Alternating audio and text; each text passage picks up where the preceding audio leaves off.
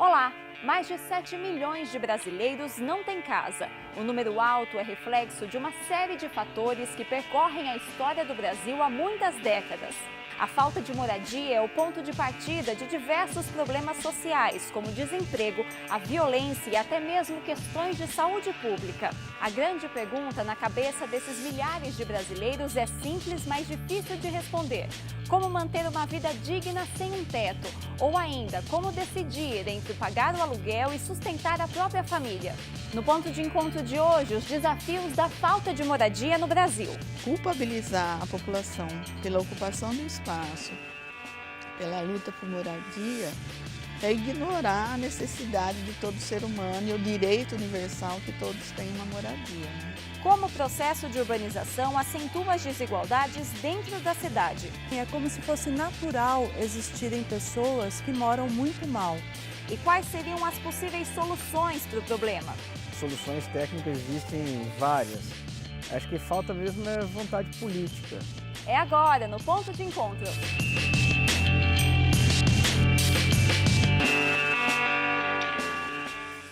Ter água limpa e potável, sistema de esgoto funcionando, acesso ao transporte e a serviços públicos e, principalmente, um lugar seguro para chamar de lar. O que parece simples é verdadeiro sonho para muitas pessoas que não têm onde morar. Um problema sério e com graves consequências na história do Brasil. Quando nós falamos do déficit habitacional no Brasil,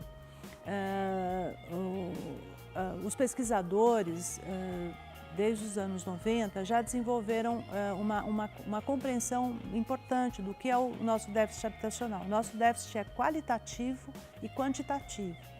O déficit qualitativo diz respeito a pessoas famílias que moram já em lugares, muitas vezes que eles compraram os lotes, edificaram por autoconstrução as suas casas, ou moram em favelas, ou seja, ocuparam terrenos de outros proprietários, mas edificaram seus barracos e suas casas. Então, eles já estão bem localizados, já tem um lugar na cidade.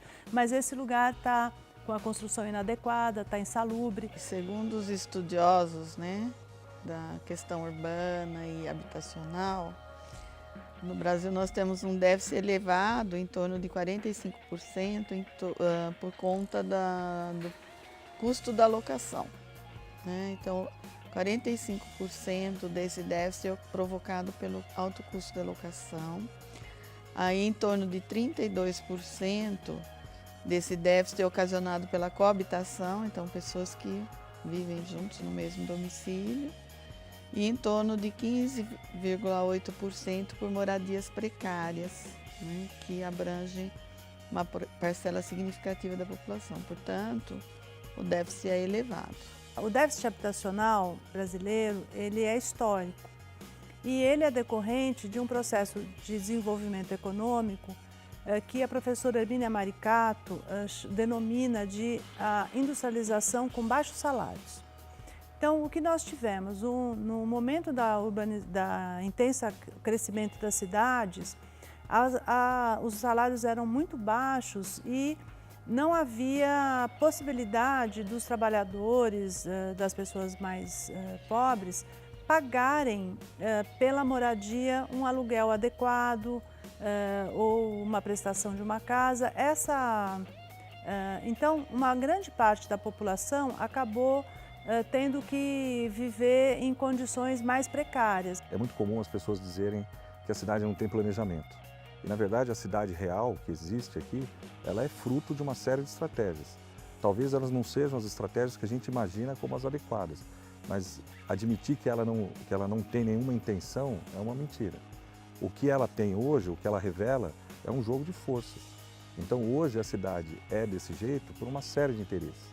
A gente sempre usa uma figura para explicar para os alunos o entendimento de uma situação da urbanização que você sempre desloca os núcleos de habitação ou de desenvolvimento a uma certa distância. Por quê? Porque os proprietários desses terrenos, que vão ficar esperando essa infraestrutura chegar, eles vão ficar aguardando a ação do poder público para levar a infraestrutura lá longe. E esse período sem que eles façam investimento, acaba acarretando num benefício para os terrenos deles. Então, sem que eles tenham uma atitude ativa, o terreno, a terra deles está sendo valorizada.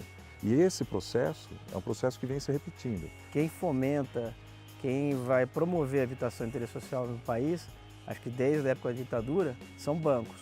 Era o Banco Nacional de Habitação, BNH, e depois você tem o Minha Casa Minha Vida, que tem a Caixa Econômica Federal. Então você tem um problema um pouco na origem da coisa. Só consegue, é uma questão de dinheiro, de empréstimo, só consegue pegar empréstimo quem tem renda. Então você pega a população mais carente, onde o déficit é maior, na faixa de 0 a 3 salários, normalmente as pessoas, ou a renda é insuficiente para você contrair um empréstimo de longo prazo, ou você simplesmente não tem renda, a pessoa não tem um emprego formal. Então você vê que as políticas para esse tipo de habitação não é para a pessoa que tem real necessidade, às vezes é a pessoa que está casando, é um casal jovem, primeiro emprego. Então você atende aqui uma classe média baixa, média e alta. Então é onde o Minha Casa Minha Vida, por exemplo, atendeu a grande maioria. 70% do Minha Casa Minha Vida, que foi o programa mais recente, foi para a classe média e média alta. Que historicamente, especialmente em decorrência do processo da ditadura militar, as reivindicações por melhoria de salário foram muito combatidas e inviabilizadas. E isso fez com que, por outro lado, os governos, especialmente os governos municipais, não se atentassem, deixassem passar, fizessem olhos vista grossa, né, aos problemas habitacionais. Então, a gente vive hoje um resultado de um processo histórico. Por isso que não é simples discutir as soluções do problema habitacional, porque ele tem diversas pontas. E entre todas as vertentes que envolvem esse problema, uma delas está sempre em evidência: a desigualdade. Como contornar o problema da falta de moradia quando a renda não é suficiente para pagar o aluguel ou mesmo a casa própria? A desigualdade social contribui diretamente para esse cenário por conta que o acesso à moradia significa um acesso a um bem que nem sempre o trabalhador tem acesso. E na nossa sociedade, a maior parcela da população vive do trabalho. E o trabalho não possibilita, né, o acesso a uma moradia, a aquisição de uma moradia nos moldes que a moradia é estabelecida hoje, que é definida pelo preço de mercado. Então, as cidades, elas vão crescendo e se desenvolvendo do centro para a periferia, procurando jogar ou empurrar para as áreas periféricas a população mais pobre, com loteamentos mais baratos, mas sem infraestrutura. E a carência, né, de moradia faz com que a população vá pressionando e ocupando espaços.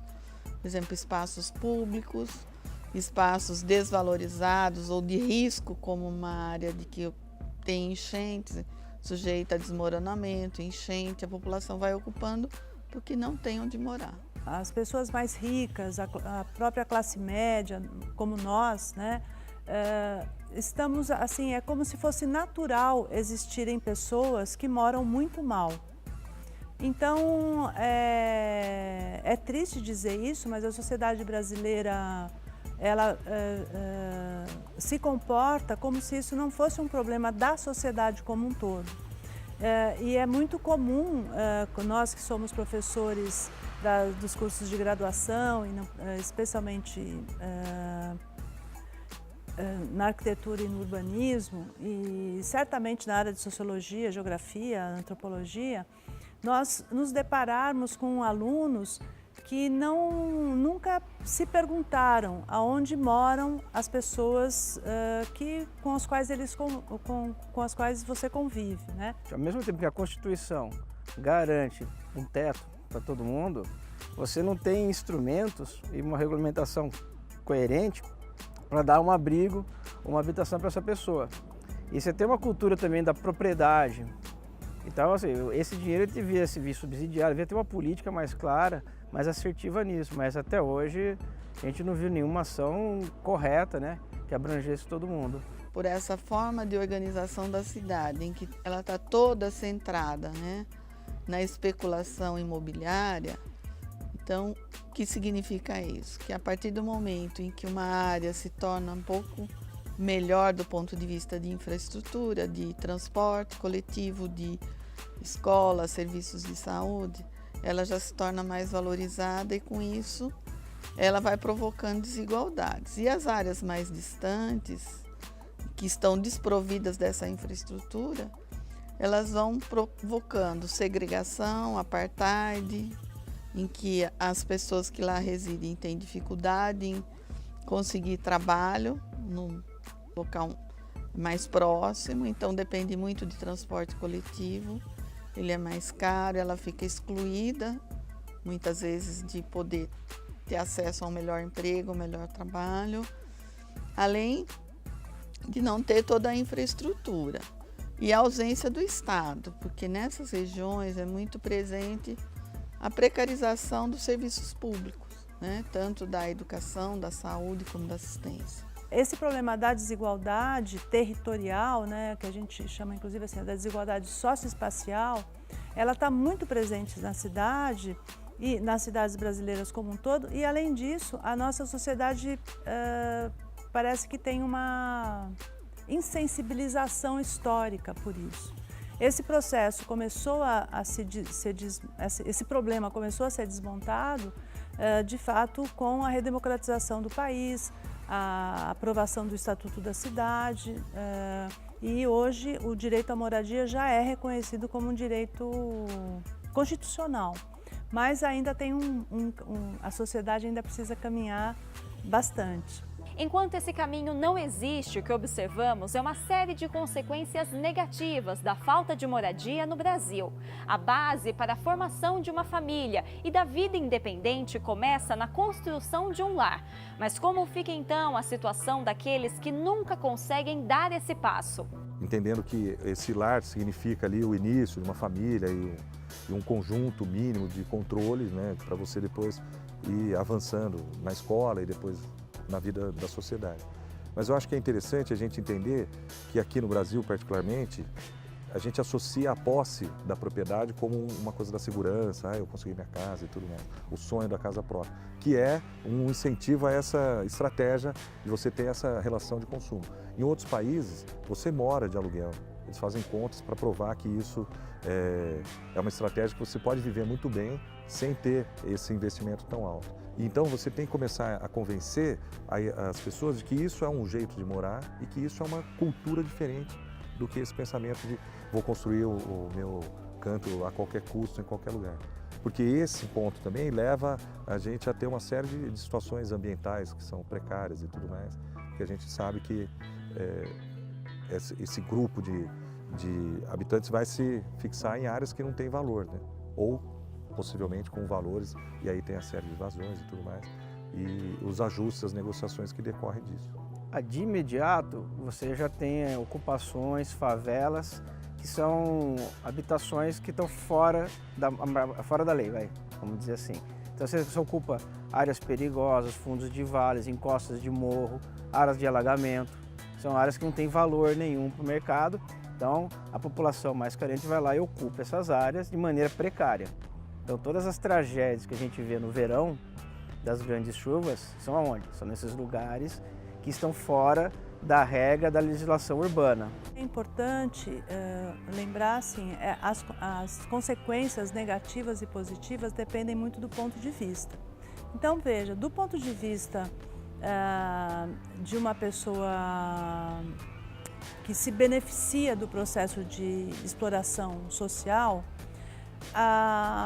o fato de os loteamentos precários, clandestinos estarem longe da cidade, longe dos centros, né, dos lugares mais desenvolvidos, ela talvez não considere isso um problema, porque as pessoas acabam o horário de trabalho, a pessoa pega um ônibus apertado, demorado, e vai ficar 2 horas no trânsito e chega na casa dela, mas a pessoa que mora num lugar adequado não está vendo isso como um problema. E o que a gente observa é que esses locais mais distantes, eles são espaços que se tornam espaços de reprodução de violência, né? De crime, de perseguição, onde se a segurança pública entra, já entra para matar e não para averiguar. Quer dizer, não é a segurança para fazer a segurança pública, mas é para reprimir. Então, e o retrato que a gente vê disso tudo é o aumento da população carcerária no Brasil, né?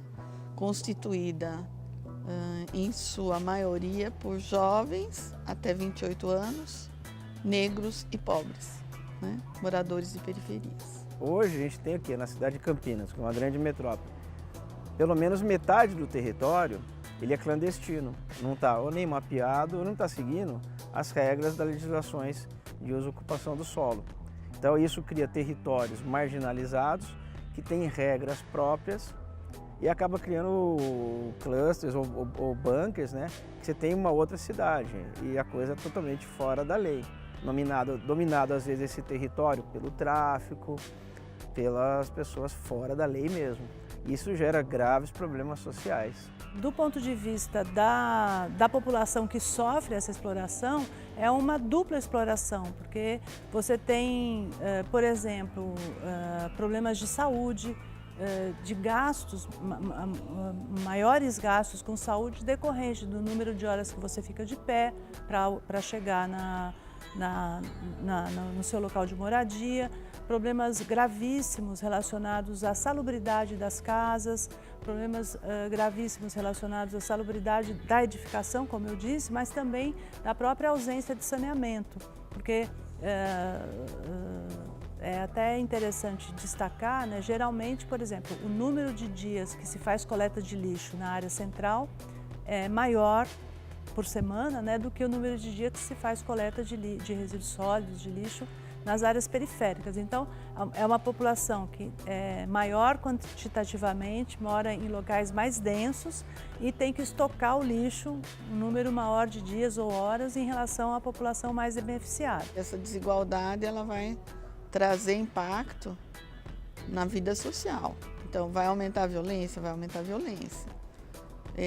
E a violência pode não ficar restrita aos locais de origem, então ela vai avançar, adensar outros espaços urbanos, como ocorre nos centros da cidade, tentativas de assalto, nos ônibus, nos transportes coletivos e outras formas de violência para minimizar essa falta de recurso e toda essa desigualdade social que aparta a sociedade entre ricos e pobres. Diante de tantos desafios, a solução parece complexa. Ela envolve participação pública, conscientização e, principalmente, vontade política. Tecnicamente, soluções técnicas existem várias. Acho que falta mesmo é vontade política. Alguém assumir, porque, vamos lá, os investimentos para habitação popular, interesse social, mesmo que subsidiados, são altos, mas a gente vê o dinheiro público sendo mal gasto em outras coisas. Então, assim, você faz uma ação política, agora, ela é demorada, não vai ser rápida, de longo prazo. Então, eu acho que o que mais pesa mesmo é a vontade política. A gente tem várias experiências aí na parte técnica dos projetos, dos planos urbanos, projetos de habitação. Acho que a academia oferece isso aos montes, as pesquisas. Tecnicamente a gente tem as soluções, mas o problema é operacionalizá-las, né? Aí você depende muito mais dos políticos, né? E acho que isso demora um pouco para acontecer. Acho que mexer um pouco na cultura, essa coisa da propriedade, talvez pensar em um aluguel social, o Estado absorver isso, mas vai sempre amarrar na questão política, né? A parte técnica a gente resolve tranquilamente isso. Existem, inclusive, práticas de políticas públicas da área de habitação que já estão em andamento tanto em algumas cidades do Brasil como no exterior. né? Eu poderia destacar uma questão muito importante, que é o combate através de políticas públicas adequadas às terras e edificações ociosas. Porque nós temos uma situação muito grave, né, de edifícios, terrenos, glebas, que estão em locais com infraestrutura muito qualificada, ou seja, que tem telefone passando, rede de telefone, rede elétrica, água, esgoto, drenagem, ônibus e todos esses serviços, mas as edificações estão vazias, elas perderam a sua utilidade econômica, as instalações estão antigas, então teria que fazer uma reforma nos prédios, né? E os proprietários, como eles não têm necessidade econômica daquele bem, eles muitas vezes não pagam os impostos relativos àquele bem, não colocam para alugar, não colocam à venda. E hoje nós temos mecanismos legais, inclusive, para que essas edificações sejam disponibilizadas para o interesse social. Você pode qualificar essa periferia distante do centro como um polo, uma centralidade mesmo que tenha educação, saúde, uma clareza do que é público e do que é privado, ações de consolidação do que a gente chama dessa centralidade. Isso seria uma maneira de você eliminar o movimento pendular da periferia centro, que acontece, por exemplo, na John Boydon Lobby. Em determinados horários do dia você tem uma situação caótica ali. Então, gerando trabalho, possibilidade da pessoa não ter que se deslocar tanto, aquilo ganha uma configuração. Por exemplo, o Viracopos poderia ser um elemento importantíssimo nisso, né? O entorno de Viracopos, um projeto urbano que entendesse esse vetor sudoeste de Campinas como um elemento para gerar essa centralidade e minimizar esse movimento pendular. E a outra situação, o contraponto disso, é o que fazer com o centro, né? Então tem uma série de ações possíveis na periferia ou nas áreas periféricas e entender o centro como um território que deveria ser atrativo para diferentes perfis, diferentes faixas de renda, né? Talvez a solução seja a gente entender um pouco como é que isso se torna atrativo, né? E não depender nem só do mercado imobiliário, nem só da prefeitura. Então é costurar o que a gente chama de parcerias público-privadas através de estratégias coordenadas que você tenha um benefício concreto ali. Os urbanistas colocam diferentes estudos assim, sobre essa questão da moradia. Então, assim, o Brasil, o que ele tem feito? O custo da moradia é alto, né? Então, o acesso à moradia foi permitido até para as partes de segmentos da classe média com os planos habitacionais, porque ninguém tem dinheiro suficiente ou uma poupança para adquirir uma casa, né? A dificuldade começa por aí. E você imagina os segmentos mais pobres. As alternativas que têm que ser colocado, né, ampliar as políticas públicas voltadas à habitação, não só a aquisição da moradia, como os programas de moradia de interesse social, mas também se coloca hoje a regularização fundiária, ou seja, áreas ocupadas pela população, mas que tenham possibilidades de ali se estabelecer, que seja regularizada para ter um espaço de moradia, de vivência, de vida urbana mais saudável, mais protegida. A educação é um instrumento muito poderoso, mas a gente tem que conversar sobre a educação básica, não só a educação de nível superior. Como eu sempre reforço, nas faculdades nós fazemos trabalhos muito importantes de extensão, de visitas de campo, para que o estudante compreenda a estrutura social no qual ele vive e, do ponto de vista da arquitetura, do urbanismo, da engenharia, o espaço edificado e a sua problemática. Então, essa vivência é muito importante. Mas a educação básica, ela é fundamental no sentido de que as crianças, os adolescentes percebam as desigualdades e as potencialidades de todas as pessoas e dos lugares. Eu acho que é um mecanismo muito importante. Outra possibilidade são as locações sociais, que São Paulo começou a fazer algumas experiências nesse sentido e tem países também que já fazem, que são alocações sociais para idosos que vivem sozinhos, jovens que estão no começo da vida ou migrantes recém-chegados ao país, que são formas também, a chamada locação social. Você não adquire o bem, você não é proprietário, mas você tem um baixo custo na locação. Nesse cenário, os movimentos de moradia, eles têm um papel significativo e a gente viu no último evento trágico que ocorreu em São Paulo, um edifício planejado, do ponto de vista arquitetônico muito valorizado, era do setor público, a população ocupa porque não tem moradia, mas também o Estado se omite de fazer a vigilância, a fiscalização desses espaços e que provocou aquela tragédia, a destruição de um prédio e mortes, né? Vida não tem preço. Nós temos que continuar o estímulo às políticas de urbanização de favelas e complementação da urbanização de loteamentos precários, através da extensão das redes de água e esgoto, da complementação da eletrificação, da reforma de banheiros e cozinhas. São medidas que o senso comum pode achar banais, mas são fundamentais para você ter uma vida melhor, né? E eu sempre coloco que as soluções têm que ser processuais. São políticas que vão ser necessários muitos anos, até décadas, para que a gente consiga trazer qualidade a todo o ambiente edificado que a gente tem nas cidades. E essa edição do Ponto de Encontro fica por aqui. Outras produções da TV PUC você acompanha no nosso canal no YouTube e também na nossa página no Facebook. Obrigada pela sua companhia, um excelente fim de semana para você e até sábado que vem. Tchau, tchau!